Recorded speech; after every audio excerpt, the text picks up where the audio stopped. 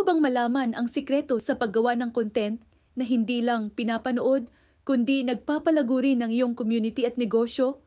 Kung oo, para sa'yo to. Marami ang nag-iisip na sapat na ang mag-post lang ng mag-post.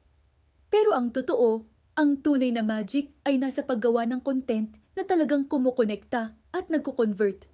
Kaya paano mo ito gagawin? Una, kilalanin mo ng husto ang iyong audience. Sino ba talaga sila? Ano ang mga problema nila, mga pangarap nila, at mga tanong na gumugulo sa isip nila? Kapag naintindihan mo yan, makakagawa ka ng content na parang direkta mong kinakausap ang bawat isa sa kanila.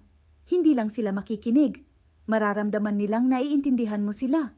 Halimbawa, sa halip na sabihing tips para maging productive, subukan mong paano tapusin lahat ng gawain bago mag 3 p.m. para may oras ka pa sa sarili mo. Mas specific, mas relatable. Pangalawa, magbigay ka ng tunay na value. Huwag kang matakot na ibahagi ang iyong best tips, insights o kaalaman. Ang mindset na, bakit ko ibibigay ng libre, ay luma na. Sa panahon ngayon, the more you give, the more you receive.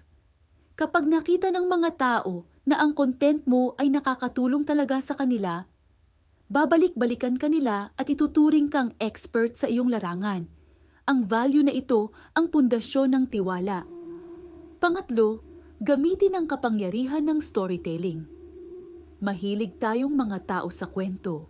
Mas madaling tandaan at mas nakaka-inspire ang mga aral na nakabalot sa isang magandang naratibo.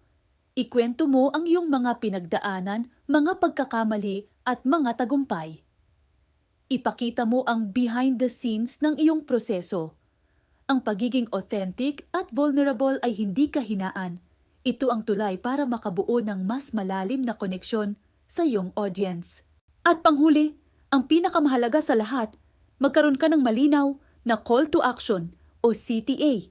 Pagkatapos nilang panoorin ang video mo o basahin ang post mo, ano ang gusto mong gawin nila? Gusto mo ba silang mag-subscribe, mag-download ng freebie, bumisita sa website mo o mag-comment ng kanilang opinyon? Maging direkta ka. Sabihin mo ng malinaw kung ano ang susunod na hakbang. Ang isang simpleng, kung nakatulong to sa'yo, i-click mo ang subscribe button para di mo ma-miss ang mga susunod kong video ay napakalaki na ng epekto. Tandaan, ang paggawa ng converting content ay isang marathon, hindi sprint. Unawain ang audience, magbigay ng value, magkwento at maging malinaw sa iyong call to action.